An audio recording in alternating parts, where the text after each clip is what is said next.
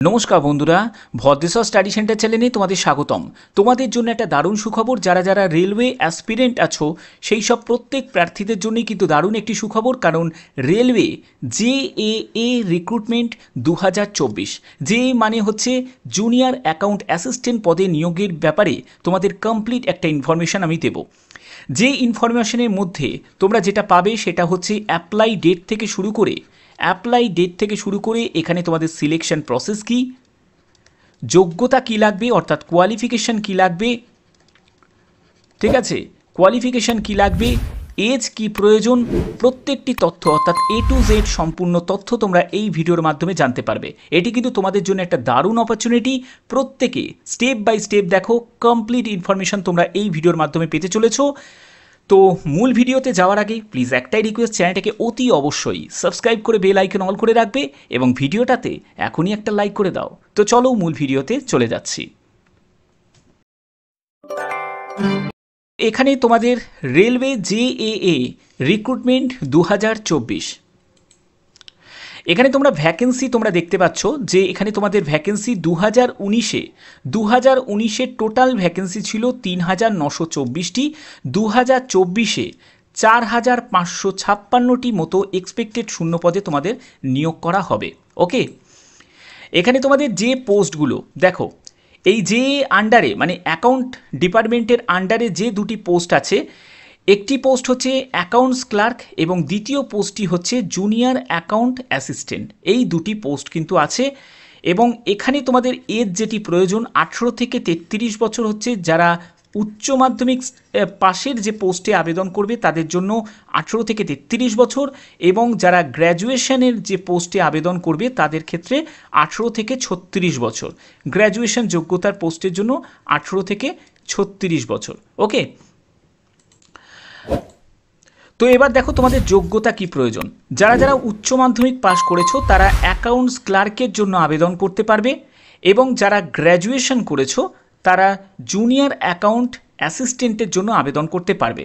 যারা গ্র্যাজুয়েশন করেছো তারা কিন্তু দুটো পোস্টের জন্যই আবেদন করতে পারবে, মানে অ্যাকাউন্টস ক্লার্কের জন্যও আবেদন করতে পারবে আলাদাভাবে এবং জুনিয়র অ্যাকাউন্ট অ্যাসিস্ট্যান্টের জন্যও কিন্তু আবেদন করতে পারবে। ঠিক আছে, তো পরবর্তী আমরা দেখে নিই পরবর্তী কী আছে।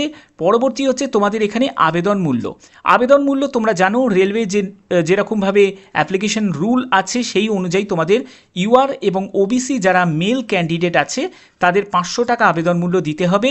SC ST PWBD এবং ওমেন ক্যান্ডিডেটরা 250 টাকা মতো আবেদন মূল্য দেবে। তো তোমরা যে যেরকম রিফান্ড পলিসি আছে, রেলওয়ে যেরকম রিফান্ড পলিসি যেরকম আছে সেই অনুযায়ী তোমরা কিন্তু 250 টাকাটাই কিন্তু SC ST PWBD এবং ওমেন ক্যান্ডিডেটরা রিফান্ড পেয়ে যাবে, এবং যারা UR candidate, OBC candidate, male candidate তারা 400 টাকাটা কিন্তু রিফান্ড পেয়ে যাবে। ঠিক আছে, CBT 1 দেওয়ার পরে। এখানে তোমাদের আবেদন করতে গেলে অবশ্যই কিন্তু indianrailways.government.in এর অফিসিয়াল ওয়েবসাইটে ভিজিট করে তোমাদের কিন্তু আবেদন করতে হবে জোন সিলেক্ট করে। তো চলো পরবর্তী আমরা দেখে নিই। পরবর্তী হচ্ছে জব প্রোফাইল। দেখো JAA এর পোস্টে তোমাদের জব প্রোফাইল কি থাকবে। ঠিক আছে, অ্যাকাউন্টস ক্লার্ক বা JAA পোস্ট যাই বলো না কেন এদের জব প্রোফাইল কিন্তু সেমই থাকে। তো এখানে দেখো যে প্রথমে যেটা থাকছে সেটা হচ্ছে তোমাদের কিপিং অ্যাকাউন্টস টাইপের তোমাদের কিন্তু কাজ করতে হবে। সেটেলমেন্ট অফ ক্লেম, তারপরে হচ্ছে internal check the transaction include the receive এবং এক্সপেন্ডিচার, কোথায় কোন খাতে কত খরচা হচ্ছে তার রিসিভ করা এবং সেটা তোমার ট্রানজাকশানগুলোকে মেনটেন করার দায়িত্ব কিন্তু JAA থাকে। এবার এই JAA এর আন্ডারে কিন্তু যে অ্যাকাউন্ট ক্লার্ক যেগুলো থাকে সেই অ্যাকাউন্টস ক্লার্ক কিন্তু এই JAA এর আন্ডারে কিন্তু কাজ করে। ঠিক আছে, এরপরে কি বলছে যে কলিং টেন্ডার, যে বিভিন্ন যেসব টেন্ডারের যে কাজগুলো হয় সেই টেন্ডার রেলওয়ে যে ফাইন্যান্স ডিপার্টমেন্টে যেসব টেন্ডারের কাজগুলো হয় সেগুলোও কিন্তু মেনটেনেন্সের দায়িত্ব কিন্তু এই JAA এর থাকে। ঠিক আছে, তারপরে হচ্ছে তোমাদের ম্যানেজিং বাজেট রুলস, যেগুলো সব ডিপার্টমেন্ট যেসব রুলস আছে সেই অনুযায়ী বাজেটারি কন্ট্রোল সেটাকে মনিটরিং করার দায়িত্ব থাকে। ফিনান্সিয়াল ডিপার্টমেন্টে বিভিন্ন report, inventory management, keeping record, এগুলো কিন্তু ডাটা কালেকশনের কাজগুলো করতে হয়, এবং চেকিং এনি ফিনান্সিয়াল ইরেগুলেটরিজ, তারপরে addressing grievance related to finance, অর্থাৎ বিভিন্ন তোমাদের ফাইন্যান্স ডিপার্টমেন্টের যে কাজগুলো থাকে সেগুলোর কিন্তু তদারকির দায়িত্ব কিন্তু এই জেএর থাকে। তো চলো পরবর্তী আমরা দেখে নিই। পরবর্তী হচ্ছে প্রমোশন লেভেল। প্রমোশন লেভেল কিন্তু যথেষ্ট পরিমাণে ভালো। তোমরা অনেকেই জানো প্রমোশন কিন্তু যথেষ্ট পরিমাণে ভালো, কারণ প্রথমে তুমি জয়েন করলে ধরো গ্র্যাজুয়েশন যোগ্যতার পোস্ট, ঠিক আছে। আমি গ্র্যাজুয়েশন যোগ্যতার পোস্ট দিয়ে প্রথমে বলছি junior account assistant cum typist, ঠিক আছে। এবার যদি আমি উচ্চ মাধ্যমিক যোগ্যতার পোস্ট, সেক্ষেত্রে হচ্ছে তোমাদের অ্যাকাউন্টস ক্লার্ক। আমি এখানে লিখে দিচ্ছি অ্যাকাউন্টস ক্লার্ক, ওকে। তো এই অ্যাকাউন্টস ক্লার্ক থেকে তুমি উচ্চ মাধ্যমিক যোগ্যতার পোস্ট অ্যাকাউন্টস ক্লার্ক থেকে প্রমোশন পেয়ে তুমি জেএএ হবে, মানে জুনিয়র অ্যাকাউন্টস অ্যাসিস্ট্যান্ট হবে। আর যারা গ্র্যাজুয়েশন করেছো তারা তো জুনিয়র অ্যাকাউন্ট অ্যাসিস্ট্যান্ট পদেই তোমরা নিযুক্ত হবে, এবং সেখান থেকে তোমরা প্রমোশন হয়ে অ্যাকাউন্টস অ্যাসিস্ট্যান্টে প্রমোশন পেয়ে যাবে, এবং অ্যাকাউন্টস অ্যাসিস্ট্যান্ট থেকে তোমরা জুনিয়র অ্যাকাউন্টস অফিসার হবে, জুনিয়র অ্যাকাউন্টস অফিসার থেকে তোমরা সিনিয়র অ্যাকাউন্টস অফিসার হবে, সিনিয়র অ্যাকাউন্টস অফিসার থেকে তোমরা ডেপুটি চিফ অ্যাকাউন্টস অফিসার হবে, এবং ডেপুটি চিফ অ্যাকাউন্টস অফিসার থেকে তোমরা অ্যাডিশনাল ফাইন্যান্স অ্যাডভাইজার হবে, ঠিক আছে। অর্থাৎ এই যে এএফএ, এইটা কিন্তু তোমাদের গেজেটেড পোস্ট, ঠিক আছে। এইটা কিন্তু তোমাদের গ্রেজেটেড পোস্ট। তো এই পোস্টে কিন্তু তোমরা যদি নিযুক্ত হও বা এই পোস্টে যদি তুমি প্রমোশনে হয়ে যদি চলে যাও, তাহলে তুমি কি একজন গ্রেজেটেড অফিসার কিন্তু হয়ে গেলে, ওকে। তো চলো পরবর্তী আমরা দেখে নিই। পরবর্তী হচ্ছে তোমাদের কোয়ালিফিকেশান। কোয়ালিফিকেশানের মধ্যে অন্যতম যেটা হচ্ছে তোমাদের এজ কি থাকতে হবে। দেখো এজের ব্যাপারটা তোমাদের আগে ব্যাপারটা ক্লিয়ার করে দিই। দেখো 18 থেকে 33 বছরের মধ্যে তোমার যদি বয়স হয়, আমি এটা গ্র্যাজুয়েশন পোস্ট যাদের আছে তাদের ক্ষেত্রে বলছি, কিন্তু এখানে একটা কন্ডিশন আছে, সেটা হচ্ছে 3 বছরের কিন্তু এজ রিল্যাক্সেশন ফর কোভিডের জন্য দেওয়া হয়েছে। অর্থাৎ এই এজটা তোমাদের বর্ধিত হয়ে 18 থেকে 36 বছর হয়ে যাবে যারা গ্র্যাজুয়েশন লেভেলের পোস্টে আবেদন করবে, অর্থাৎ জেএএ পোস্টের জন্য আবেদন করবে, ঠিক আছে। এটি আমি ইউআর ক্যান্ডিডেট, ইডাব্লিউএস ক্যান্ডিডেটদের কথা বলছি। তুমি যদি এসসি এসটি ক্যান্ডিডেট হয়ে থাকো তুমি 5 বছর এর ওপর রিল্যাক্সেশন পাবে, এবং ওবিসি হলে তুমি 3 বছর রিল্যাক্সেশন পেয়ে যাবে। আর যারা যারা আন্ডার গ্র্যাজুয়েট লেভেল, মানে হচ্ছে তোমরা অ্যাকাউন্টস ক্লার্কের জন্য আবেদন করবে, ঠিক আছে, অ্যাকাউন্টস ক্লার্কের জন্য আবেদন করবে, তাদের ক্ষেত্রে বয়স হচ্ছে 18 থেকে 30 বছর। তবে এই এজ বর্ধিত হয়ে 3 বছর, যেহেতু তোমাদের কোভিডের জন্য রিল্যাক্সেশন দেওয়া হয়েছে, তো 18 থেকে 33 হয়ে যাবে। এখানেও কিন্তু এসসি এসটিরা 5 বছর রিল্যাক্সেশন পাবে, এবং ওবিসিরা 3 বছর এজ রিল্যাক্সেশন পেয়ে যাবে। এবং যেরকম পিডাব্লিউবিডি ক্যান্ডিডেটরা যেরকম গভর্নমেন্ট রুল অনুযায়ী যেরকম রিল্যাক্সেশন পায়, সেরকম রিল্যাক্সেশন পাবে। তো পরবর্তী দেখে নিই। পরবর্তী দেখতে পাচ্ছ এখানে তোমাদের এডুকেশন কোয়ালিফিকেশান। যারা জুনিয়র অ্যাকাউন্ট অ্যাসিস্ট্যান্ট কাম টাইপিস্টের জন্য আবেদন করবে তাদের ক্ষেত্রে যোগ্যতা হচ্ছে যে কোনো শাখায় গ্র্যাজুয়েট। তুমি যে কোনো শাখায়, সেটি তুমি আর্টস হোক, সায়েন্স হোক বা কমার্স হোক, যে কোনো শাখায় তুমি যদি গ্র্যাজুয়েট হয়ে থাকো, তাহলে তুমি জুনিয়র অ্যাকাউন্টস অ্যাসিস্ট্যান্ট মানে জেএএ পোস্টের জন্য তুমি যোগ্য, ঠিক আছে। এখানে তোমাদের পরবর্তী যেটি বলা হচ্ছে, candidate must have proficiency in typing. তোমাদের কিন্তু টাইপিং টেস্ট হবে, যেখানে তোমাদের ইংলিশে নয় টাইপ করতে পারো, না হলে তুমি হিন্দিতে তুমি কম্পিউটারে টাইপ করতে পারো, যে কোনো একটি ল্যাঙ্গুয়েজে তুমি টাইপ করতে পারবে। পরবর্তী হচ্ছে তোমাদের অ্যাকাউন্টস ক্লার্ক। দেখতে পাচ্ছ অ্যাকাউন্টস ক্লার্ক, এখানে যে যোগ্যতা যেটি প্রয়োজন সেটি হচ্ছে candidate must have obtain at least 50% aggregate marks নিয়ে তোমাদের উচ্চ মাধ্যমিক পাস হতে হবে। সে তুমি আর্টস থেকে হও, সায়েন্স থেকে হও বা কমার্স থেকে হও, যে কোনো শাখায় তুমি যদি উচ্চ মাধ্যমিকে 50% নাম্বার নিয়ে যদি পাশ করে থাকো, তুমি যদি ইউআর ক্যান্ডিডেট হয়ে থাকো, তুমি যদি ইডাব্লিউএস ক্যান্ডিডেট হয়ে থাকো, তুমি যদি ওবিসি ক্যান্ডিডেট হয়ে থাকো, তাহলে কিন্তু তোমার উচ্চ মাধ্যমিকে 50% নাম্বার প্রয়োজন। আর তুমি যদি এসসি এসটি ক্যান্ডিডেট হয়ে থাকো, তাহলে কিন্তু তোমাদের 50%-এর নাম্বার না পেলেও কিন্তু চলবে, তোমরা জাস্ট উচ্চ মাধ্যমিক পাস করলেই কিন্তু আবেদন করতে পারবে। এবং এখানেও কিন্তু তোমাদের কম্পিউটার টাইপিং টেস্ট হবে, ইংলিশ অথবা হিন্দি যে কোনো একটি ল্যাঙ্গুয়েজে তোমরা টাইপ করতে পারবে। তো চলো পরবর্তী আমরা দেখে নিই। পরবর্তী হচ্ছে তোমাদের বেতন। বেতন কিন্তু যথেষ্ট পরিমাণে ভালো। আমি যে পোস্টের জন্য যেহেতু এই তোমাদের ইনফরমেশান দিচ্ছি, আমি যে পোস্টগুলো তোমাদের বলছি, তো এখানে দেখো তোমাদের বেসিক পে তোমরা দেখতে পাচ্ছ লেভেল 5 অনুযায়ী 29,200 টাকা, এবং ডিএ তোমাদের বেসিক পের ওপর কিন্তু 50% তোমাদের ডিএ থাকছে, ডিয়ারনেস অ্যালাউন্স, সেটা হচ্ছে 14,600 টাকা।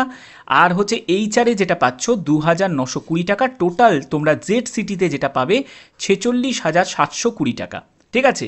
আর তুমি যদি অ্যাকাউন্টস ক্লার্কের জন্য, মানে যেটা উচ্চ মাধ্যমিক যোগ্যতার পোস্ট, তো সেক্ষেত্রে তুমি কিন্তু বেতন এর তুলনায় কম পাবে।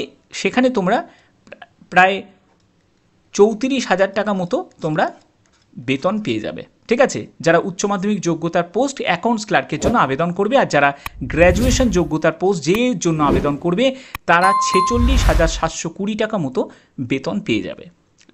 ওকে, তো চলো পরবর্তী আমরা দেখে নিই পরবর্তী কী আছে।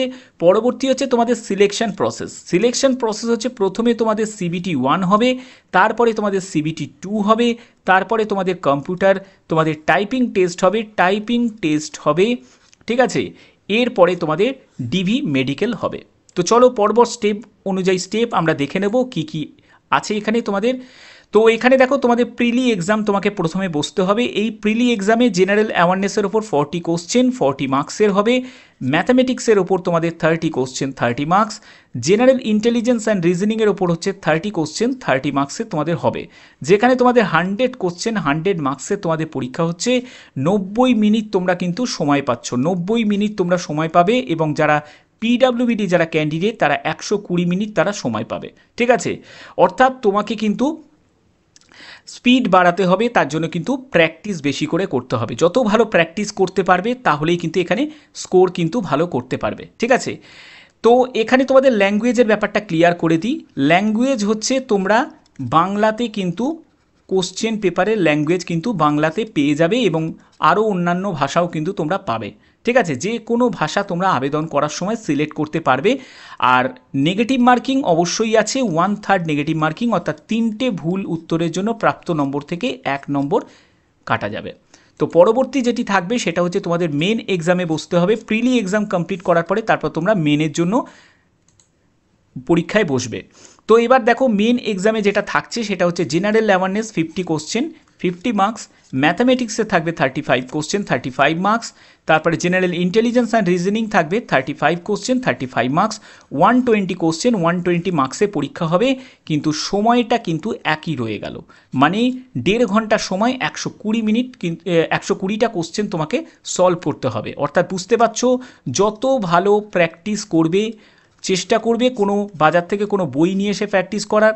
কিরণ পাবলিকেশনের অনেক বই আছে, সেগুলো তোমরা প্র্যাকটিস করতে পারো, বা অনেক অনলাইন বিভিন্ন জায়গায় কিন্তু প্র্যাকটিস সেট পাওয়া যায়, ঠিক আছে। তোমরা সেখান থেকেও কিন্তু প্র্যাকটিস করতে পারো, ঠিক আছে। তো এই প্র্যাকটিস যত তুমি করবে, মেনের জায়গাটাও কিন্তু তোমাকে ভালো স্কোর কিন্তু রাখতে হবে, কারণ এই মেন এক্সামের ভিত্তিতেই কিন্তু তোমাদের ফাইনাল মেরিট কিন্তু তৈরি হবে। ফাইনাল মেরিট কিন্তু মেন এক্সামের ভিত্তিতে হবে। প্রিলি যদি ভালো হয় তাহলে তোমাদের মেনও কিন্তু ভালো হবে, ঠিক আছে। আচ্ছা, তো এই হচ্ছে তোমাদের সময় যেটা দেয়া আছে। এবং যারা PWBD ক্যান্ডিডেট তারা 120 মিনিট এখানেও সময় পাবে এবং 1/3 নেগেটিভ মার্কিং এখানেও কিন্তু থাকবে। অবশ্যই বাংলা ল্যাঙ্গুয়েজ কিন্তু পাবে। তো পরবর্তী হচ্ছে তোমাদের computer typing test for 10 minutes. 10 মিনিটের জন্য তোমাদের কম্পিউটার টাইপিং টেস্ট নেওয়া হবে, যেখানে বলা হচ্ছে যে candidate should be able to 30 word per minute. অর্থাৎ বুঝতে পারছো যে প্রতি মিনিটে 30টি শব্দ টাইপ করতে হবে তোমাদের ইংলিশে। আর যদি তুমি হিন্দিতে টাইপ করো তাহলে 25টি শব্দ প্রতি মিনিটে তোমাকে টাইপ করতে হবে। এবার একটা প্রশ্ন তোমাদের থাকবে যে স্যার এই যে এডিট টুলগুলো এগুলোকে কি, বা স্পেলিং চেকের যে টুলসগুলো এগুলো কি রিমুভ করে দেওয়া হবে? নিশ্চয়ই করে দেওয়া হবে। দেখতে পাচ্ছ যে উইদাউট এডিটিং টুল, মানে ব্যাক পেজটাকে তোমার তুলে দেবে। তারপরে হচ্ছে স্পেলিং চেকের যে ফেসিলিটি যেই জায়গাগুলো আছে সেগুলোও কিন্তু সেই বাটনগুলোকে তোমাদের তুলে দিয়ে, মানে সেগুলো কোনো রকমভাবে অ্যাক্টিভ থাকবে না, ঠিক আছে। সেই রকমভাবে কিন্তু তোমাদের টাইপিং করতে হবে। এবার হচ্ছে তোমাদের PWBD যারা ক্যান্ডিডেট আছো তাদের অনেকের প্রশ্ন থাকে যে স্যার আমাদের কি টাইপিং দিতেই হবে? দেখো তোমাদের ক্ষেত্রে কিন্তু ছাড় আছে।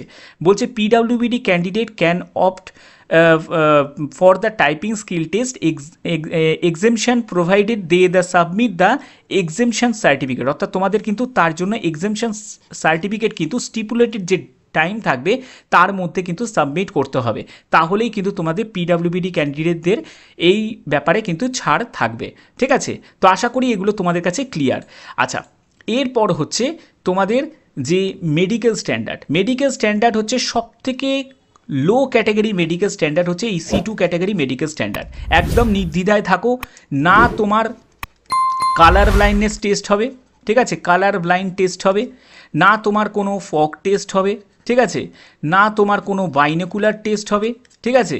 তো এই রকম কোনো টেস্টই কিন্তু হবে না, কারণ সব থেকে লো ক্যাটাগরি মেডিকেল স্ট্যান্ডার্ড হচ্ছে C2 ক্যাটাগরি মেডিকেল স্ট্যান্ডার্ড।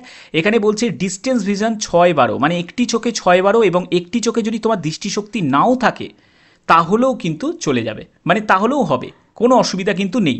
এবং নিয়ার ভিশনের জন্য যেটা বলা হয়েছে 0.6 combined with or without glass, অর্থাৎ চোখে চশমা পরে অথবা না পরে, এখানে কিন্তু কোনো চশমার পাওয়ারের যেমন 4 ডায়োপ্টার থাকে সেরকম কিন্তু কোনো ব্যাপার নেই, সে -5 হোক -6 হোক, ঠিক আছে, আপ টু -8 এরকম মনে হয় চলে যায়, কোনো অসুবিধা কিন্তু ক্রিয়েট করে না, ঠিক আছে। এবং তোমাকে একটা কিছু পড়তে দেবে, সেটা কিন্তু তোমাকে পড়তে হবে, তো সেটা তুমি যত মোটা ফ্রেমের চশমাই হোক না কেন, গ্লাসের চশমা হোক না কেন, কোনো অসুবিধা কিন্তু হবে না, একদম নির্দ্বিধায় C2 ক্যাটাগরি মেডিকেল স্ট্যান্ডার্ডে তোমাদের কিন্তু এখানে থাকবে, ঠিক আছে।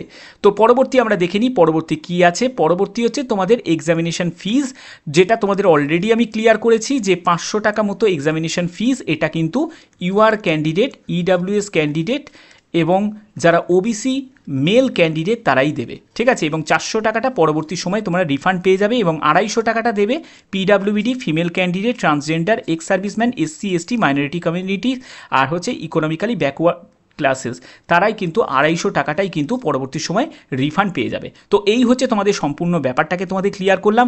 এবার হচ্ছে তোমাদের একটা প্রশ্ন যে স্যার কবে ভ্যাকেন্সি আসবে, মানে কবে এই বিজ্ঞপ্তিটা আমরা দেখতে পাবো, কবে থেকে আমরা আবেদন করতে পারবো, মানে তোমরা কবে থেকে অ্যাপ্লাই করতে পারবে।